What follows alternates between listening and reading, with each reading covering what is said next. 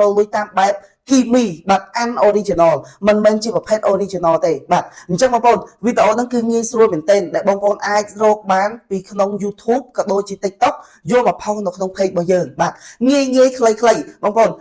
คิดថាบางคนចង់បង្កើត content បែបណាហើយបងប្អូនអាច search វីដេអូនឹងមើលថាតើវីដេអូបងប្អូនដែលចង់ copy ចង់លួចចម្លងពីរបស់គេមកហ្នឹងគឺវាអាចផ្ដល់អត្ថប្រយោជន៍អីខ្លះក៏ដូចជាអ្នកមើលច្រើនក៏ដូចជាយើងផុសទៅវាមិនសូវមានអ្នកផ្សេងគេផុសតាមយើងបាទអញ្ចឹងវាមានច្រើនអ្នកខ្លះក៏គេយកវីដេអូបែបសัตว์បាទសัตว์ព្រៃក៏ដូចជាខ្លះទៀតក៏បែបសัตว์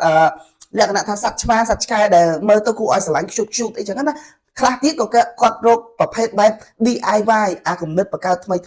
ប៉ុន្តែគាត់អត់ធ្វើខ្លួនឯងទេគាត់ copy បាទ copy ហ្នឹងគឺការ download ចេញពី TikTok download ចេញពី YouTube ឬមួយក៏ screen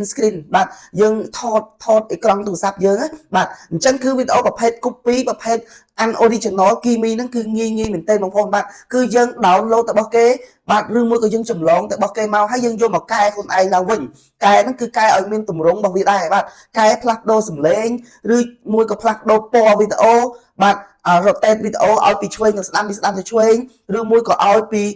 បែបជាលក្ខណៈនេះលក្ខណៈផ្ដេកមកជាលក្ខណៈប្រឈរវិញបាទប្រឈរវិញដើម្បីយកទៅផុសក្នុង page ឲ្យមានមនុស្សមើលកាន់តែច្រើនអញ្ចឹងបងប្អូនអនុវត្តបែបហ្នឹងណាបងប្អូនស្រឡាញ់ content បែបណាស្រឡាញ់របៀបធ្វើបែបណាបងប្អូនធ្វើតាមបេះដូងបាទធ្វើឲ្យ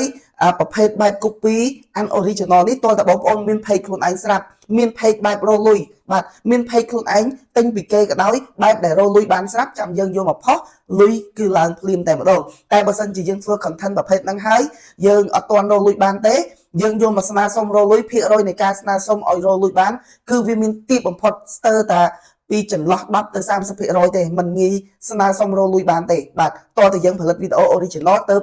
យើងអាចរលុយបាន